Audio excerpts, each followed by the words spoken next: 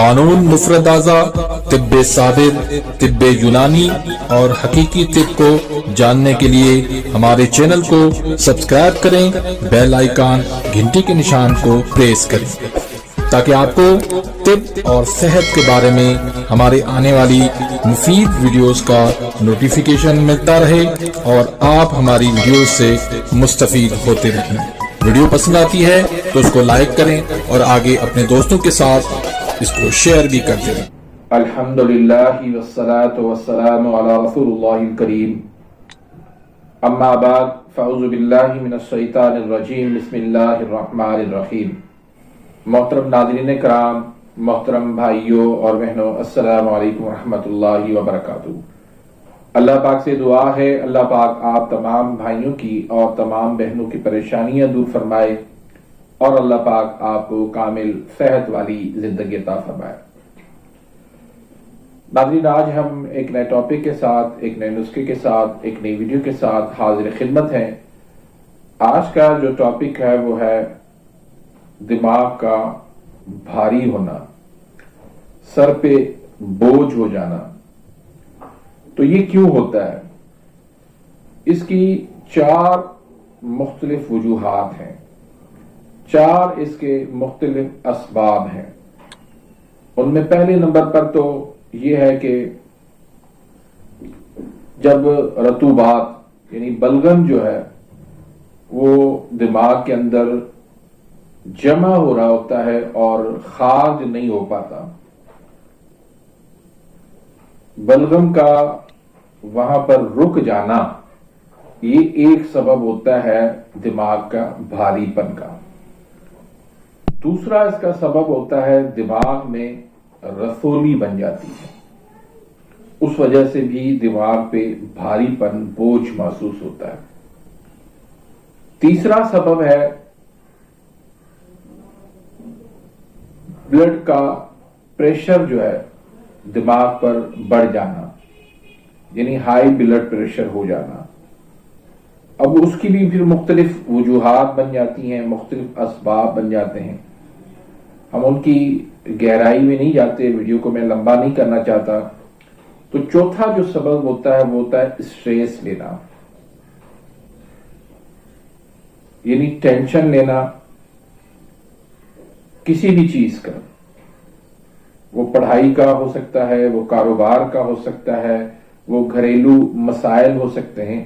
کسی بھی چیز کا ٹینشن لینا، اسٹریس لینا، اس سے بھی دماغ پہ بوجھ بن جاتا ہے، بھاری پن آ جاتا ہے، سر بھاری ہو جاتا ہے۔ تو یہ 4 بڑی وجوہات ہیں، یہ 4 بڑے اسباب ہیں۔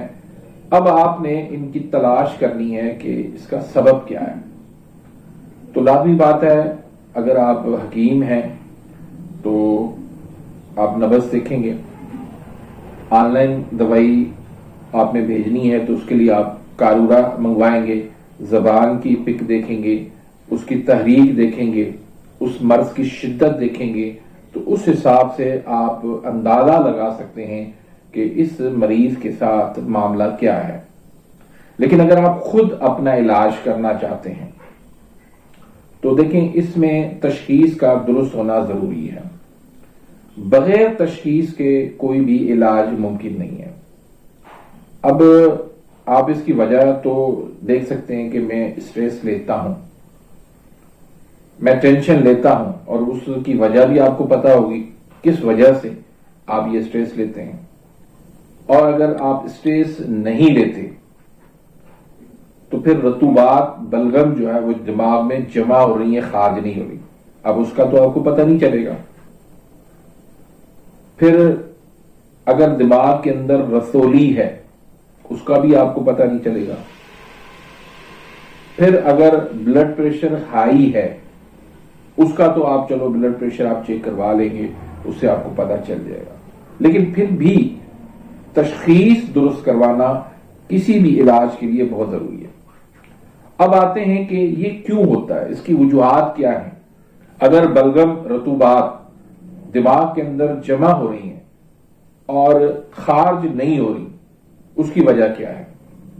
دماغ میں رسولی بن رہی ہے، وہ ट्यूमर वहां पर बन चुका है, वो क्यों बन रहा है? ब्लड प्रेशर हाई होके आपके सर पे बोझ बन रहा है, वो क्यों बन रहा है? आप स्ट्रेस लेते हैं, उससे आपका सर जो है वो भारीपन हो जाता है, वो क्यों होता है? ये दरअसल गुदुद के अंदर तस्कीन होती है। जिगर कमजोर होता है, उसका काम होता है कि रुके हुए मादों को जिस्म से खारिज करना। जब गुदुद जो है, जिगर जो है, उसके अंदर कमजोरी वाक़ आ जाती है, तस्कीन उसके अंदर आ जाती है, तो फिर जो मादे जहां पर जमा हो रहे होते हैं वहां पर रुक जाते हैं, खारिज नहीं होते। तो इसका जो इलाज है प्रॉपर, वो ये है कि लिवर को तेज करना होगा, हरारत गरीज़ा बढ़ानी होगी। ये जो अलामात हैं जो मैंने बताई हैं, वो हरारत की कमी से होती है, या आसाबी उजलाती तहरीक होती है, या फिर उजलाती आसाबी तहरीक होती है। इन दो तहरीकों के अंदर ज्यादातर ये मसाइल पैदा होते हैं।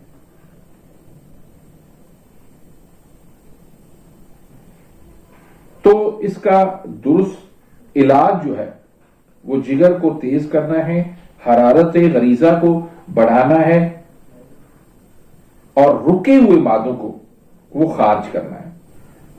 इसमें जो हरारत गरीज़ा हमारी कम होती है, उसके मुख्तलिफ असबाब हैं। एक तो ग़िज़ा, हम वो दुरुस्त ग़िज़ा नहीं खा पाते। अब एक बंदे की पहले ही आसाबी तहरीक है, हरारत की शदीद कमी है,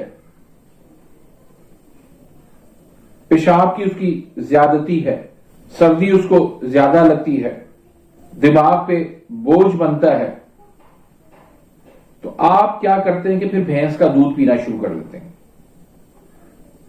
अब भैंस का दूध जो है वो क्या करता है कि दिमाग को तेज करता है, ये तो सब जानते हैं।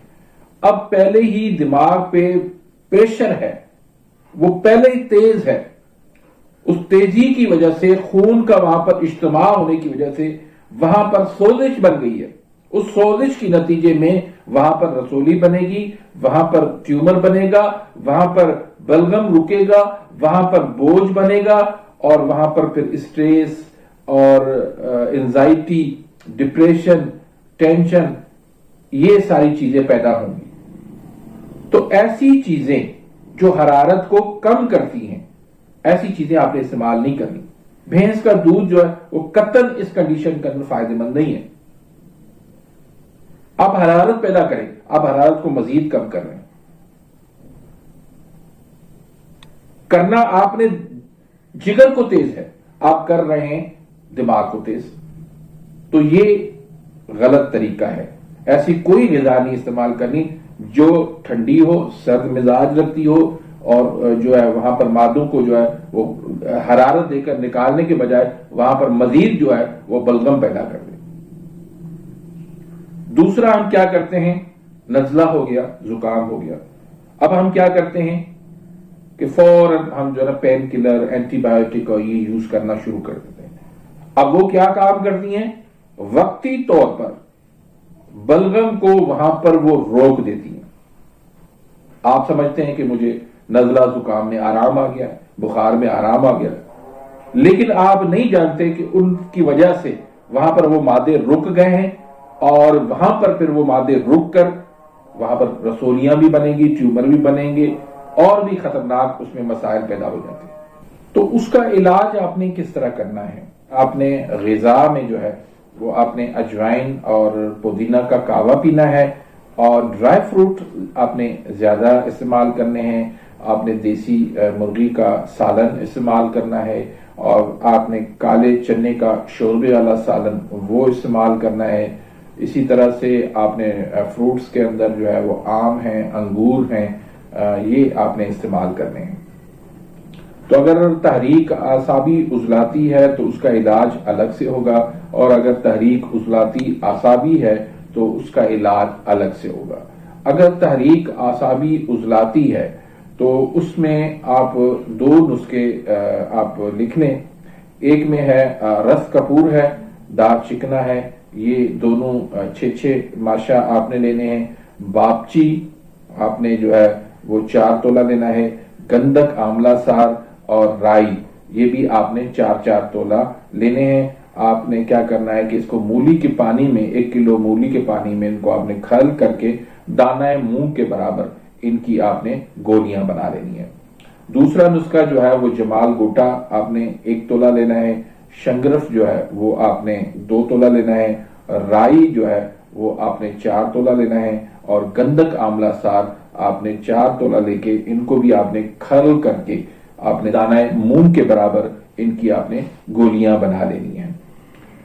اور اگر عضلاتی اعصابی تحریک ہے تو اس میں آپ نے جو ہے 5 مسہل کا نسخہ، جوارش کمونی کا نسخہ اور 5 ہاضم کا نسخہ آپ نے استعمال کروانا ہے۔ اور ساتھ میں اگر رسولی ہو چکی ہے تو اس میں آپ نے حب رسولی کا نسخہ جو ہے وہ آپ نے دینا ہے۔ اس میں تخم سرس ہے، چاکسو ہے اور نر کچور ہے۔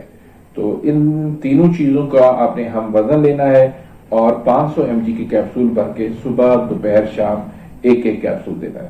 تو سب سے پہلے یہ ہوگا کہ درست تشخیص کرے کہ اس کا سبب کیا ہے، اس کی وجہ کیا ہے، اصل کاز کو دیکھتے ہوئے، اصل تحریک کو دیکھتے ہوئے اس مطابق علاج کریں گے تو آپ کا علاج کبھی بھی ناکام نہیں ہوگا۔ اب ہم جب خود سے اپنا علاج کرنا شروع کر دیتے، جس نے بھی جو ٹوٹکا بتایا، جو نسخہ بتایا، ہم اس کو استعمال کرنا شروع کر دیتے ہیں، اس سے کیا ہوتا ہے کہ ہمارا جو مزاج ہوتا ہے، ہماری جو تحریک ہوتی ہے، ہماری جو بیماری ہوتی ہے وہ بگڑتی چلی جاتی ہے، اور پھر وقت آتا ہے کہ کسی کے پاس بھی اس کا علاج نہیں ہو پاتا۔